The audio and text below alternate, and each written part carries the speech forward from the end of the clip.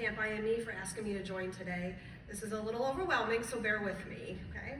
My name is Stacy, and in 1985-86, my family lived in Texas. My dad worked for this up-and-coming basketball team. I think most of you know them as the Dallas Mavericks. They're a little bigger now than they were back then. But at the time, he was currently on tour with Rod Stewart. How many know who Rod Stewart is? Yeah, us older people know who Rod Stewart are. He was the promotional manager for them, so he was selling t-shirts and memorabilia stuff on tour overseas in England and Paris and stuff. But he had come home because my mom was pregnant with my younger brother. The day before my 6th birthday, my parents decided to give me a real-life baby doll. The day before my birthday. My little brother was born, and in July of that year, my family decided to travel to Chicago for my brother's baptism to see family.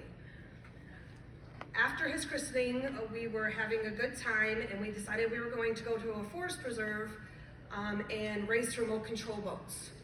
The sun started to get late, and the sun was going down. And what happens? Those mosquitoes, those pesky little mosquitoes come out and start biting us.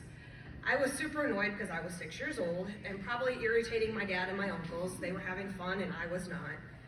I'd asked to go home, but my uncle decided he wanted to start a campfire in hopes that the smoke would keep the mosquitoes away.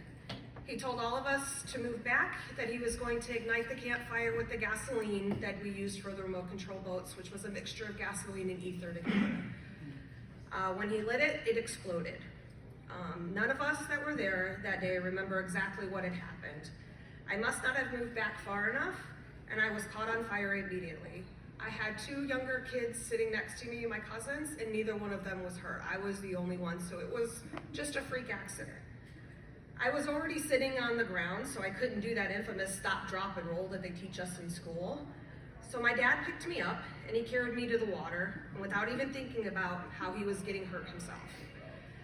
I know some of you are probably cringing at the idea because of water being dirty, and I'm sure filled with tons of germs, but I have often been told that he saved my life in that moment. After that, they put me in my uncle's car. I was sitting on my dad's lap. I remember saying to him that I said, "Daddy, I'm really, really hot." I wasn't really hurting, but I was really, really, really hot. I felt like I was sweating and I was sitting in the sun. The windows were down and the air conditioning was on full blast, but I was still extremely hot. I also remember one of my cousins sitting in the back seat of the car crying, "Please do not let her die." We raced to the closest emergency room at Resurrection here in Chicago. They stabilized me there, and then I was transferred to Loyola University Burn Center. I still remember it was like it was yesterday, even though I'm 43 years old. Oh, nope, I'm sorry, just had a birthday, 44. I remember the ambulance ride. I remember the staples holding my skin on my tiny body, and I also really remember them pulling the staples out. I remember the metal bathing area where they used water on my skin and how much it hurt. I remember screaming when that little red box would come into the room so they could draw blood. That was the scariest thing for me. I even remember people visiting that my mom doesn't remember. And I remember my roommate who was electrocuted while climbing a tree to get an apple. There were a lot of great nurses there, and even one mean one, but we won't talk about her today, even though I still remember her. I was burned over 90% of my body. After 5 skin graft surgeries, the doctors telling my mom the first 2 weeks that I wasn't going to make it into prepare, I was discharged after only 1 month and sent home. I was then transferred to the Shriners out of Ohio, and they took care of me until I was 18 years old. I never had any more surgeries after those initial ones, just a lot of appointments in those god-awful pressure garments. Discussions about where my burns were stretching and not, and what they could do. Even a neck brace that had plastic on it that was supposed to smush the scar down. We never had any discussions about how to make the scars go away like they do now with laser treatments and such. About 2 weeks after my discharge, I started 1st grade. And to be honest with you, I don't remember 1st grade at all. But my parents moved back to Illinois to care for me, and we lived in the basement of my grandparents' home for a while. My dad didn't turn to tour with Rod Stewart. I'm sure he was quite disappointed, but he was glad to see that I was alive. But I did get a soccer ball signed and sent to me from Rod Stewart that I still have today. My mom said I should have been held back a year because all I did was sleep. I even slept in school. I know that I'm here by a miracle and that I have a purpose to have survived that accident. And I think it's because I'm here today to sit here and talk to you guys about what it was like growing up without the support of social interactions or burn camps. If you fast forward a few years to those formative years of finding out your identity, imagine being a 14-year-old kid standing at the end of your driveway and a girl walks up to you with a lighter. She lights the lighter in your face and asks, does it bring back memories? And then she told me she wanted to set me on fire again. Kids can be mean, especially teenage kids. She didn't quite understand, or she just wanted to be mean and to hurt me. This was the 90s. I had parents who really didn't see the importance of pediatric counseling that specialized in traumatic situations. That kind of stuff just wasn't talked about back then. There was much information and data on the importance of social connections as a form of healing, especially for burn survivors. So I didn't have the support like burn camp or therapy or connections with survivors. I really felt like I was alone on the journey. I felt like I was one in a million, and that nobody could understand exactly what I was going through all those years growing up with scars over 90% of my body.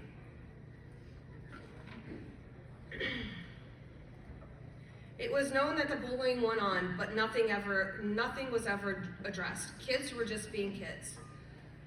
Looking back, I think these were the first moments where I realized that my story could help other people. I could be that light. But unfortunately, I was still struggling with my own identity. As I got older, I realized that I never dealt with the trauma from my accident. It was just who I was. I accepted it, and I accepted people that weren't good for me in my life because, well, they were showing me attention, and that's what I wanted. Fast forward to 2020, and my dad reached out to me one day and asked if I've ever heard of the Illinois Fire Safety Alliance. He said that he just went through a stop sign, and they were doing a boot drive fundraiser for the organization, that they had a burn camp in Illinois. He told me I should really look into it and maybe volunteer. He really loved to put those thoughts in my head because he knew I was a warrior and he knew I was a survivor, and I had a purpose in this world.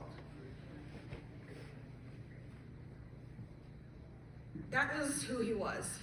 Help those who are in need, and in turn you will have a worthy life. I think that's what I loved the most about him. So I applied, and then COVID happened. So they went virtual. And in 2021, I just couldn't make things happen due to time constraints with family and work. We all know how that goes. In March of 2022, my father passed away unexpectedly from a massive heart attack. I was devastated. But as time passed, I started to see signs, and his words were ringing true in my head. I started to look for ways to honor him and to share his story of how he saved my life that day, how he taught me to help others, so I decided to apply and become a volunteer at camp. If I could just help one person, then I know my darkest moment would shine a light and be worth all of the pain I was experiencing, and my dad would not be forgotten. This past June, I got to attend camp for the first time, and let me tell you guys, it was the most amazing, eye-opening experience I had ever had along my journey as a burn survivor. It was an aha moment in the world where I discovered my passion for life. It was nice to see these kids just enjoying their life and not having to talk about their burns unless they wanted to, not to be judged or to make fun of. It was just a place where they could be themselves and comfortable in their own skin. I had an absolute blast, and honestly, I can't wait to go back this year. I'm counting down the days. I think we have 75 days left. As the months went by after camp, I started to unpack everything I was feeling and thinking because it was a lot. Connecting with members of IFSA and having them tell me to keep sharing my story, that even though I was there to help those kids, little did I know they would be helping me heal and find my potential. What I had witnessed at camp that week were children coming together to laugh and enjoy about the activities. Even the kids who thought they couldn't do an activity, like the one amazing boy who was mostly wheelchair bound, was able to climb a rock wall. Or a girl in my cabin who was super quiet and very standoffish that came out on a paddle boat with me, and later I connected with in our hometown and we went go-kart riding. These were just the small number of positive impacts that I saw at Burn Camp. Counselors from camp accepted me, and I realized that I wasn't alone. There were other people who experienced a similar injury, and by the end of the week, I was walking around in tank tops and shorts, which I hadn't done since I was a teenager. What took me back the most, though, I was surprised to see that many of the counselors were actually burn survivors themselves and had grown up in the camp. What an amazing thing this organization and all of your organizations have done.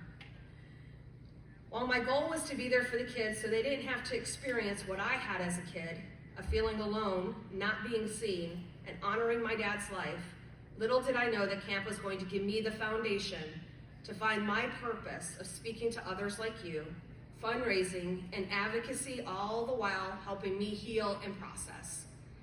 More doors keep opening for great opportunities like today, where I can share my story and show you the positive impacts of burn camp and burn prevention awareness.